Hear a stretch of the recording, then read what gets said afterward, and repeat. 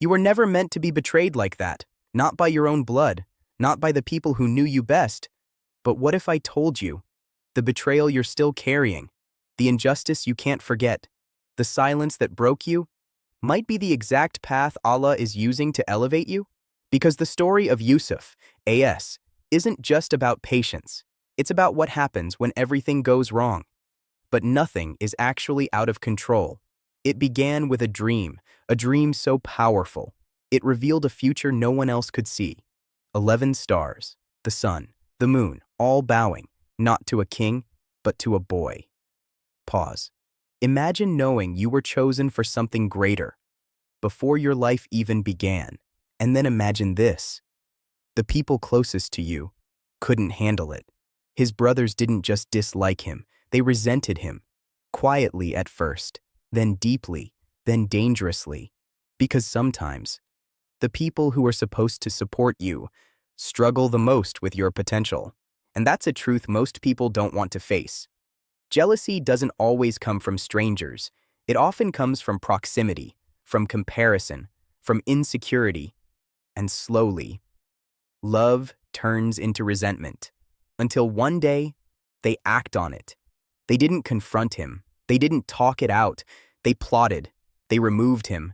They erased him, thrown into a well, alone, abandoned, betrayed by the very people who should have protected him.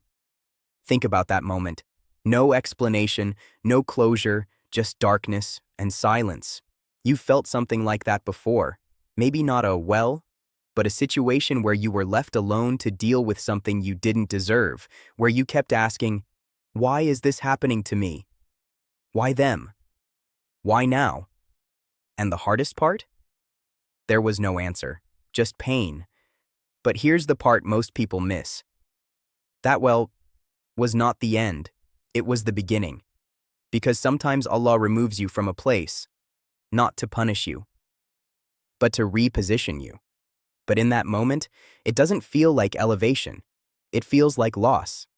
Yusuf, AS, was pulled out of the well, only to be sold, not honored, not rescued, sold, from a beloved son to a commodity, from dignity to ownership.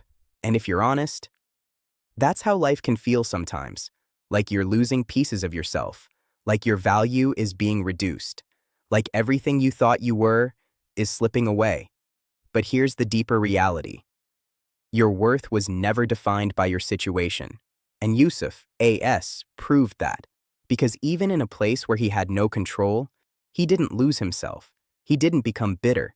He didn't let the injustice rewrite his identity. And that's where most people fail. They let what happens to them become who they are. They get hurt and become hard. They get betrayed and stop trusting completely. They get broken and stay broken. But Yusuf, AS, was different. He carried dignity, even when he had none externally. And then came the test. That breaks most people. Not pain, not loss, but temptation. When no one is watching, when sin is easy, when consequences feel distant. The doors were closed. The opportunity was there. And for a moment, everything aligned for him to fall. But he didn't. Not because it wasn't tempting, but because he saw something most people don't. He saw Allah, not physically, but in awareness, in presence, in accountability. And in that moment, he chose something powerful. He chose discipline over desire. And here's the uncomfortable truth. Most people think they're strong until they're tested in private. That's where identity is revealed. Not in public, not in front of people, but in the moments where you could do wrong and no one would ever know. Yusuf, AS, walked away. And what did that get him? Reward? Relief? Ease?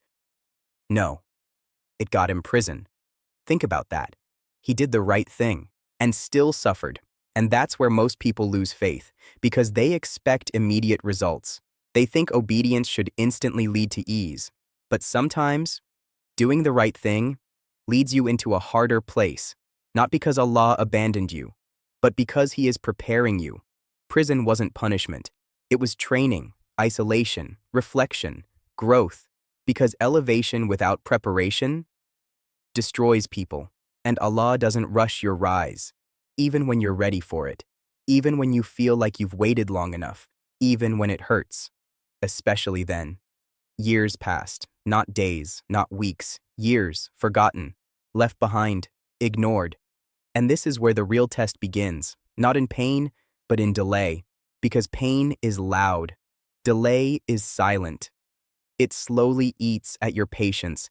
It makes you question everything. Did I do something wrong? Did Allah forget me? Will things ever change? And that silence breaks most people. They give up. They compromise.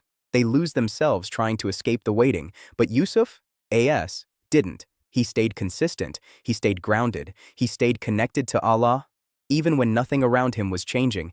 And then, without warning, everything changed. A dream, a king, an opportunity.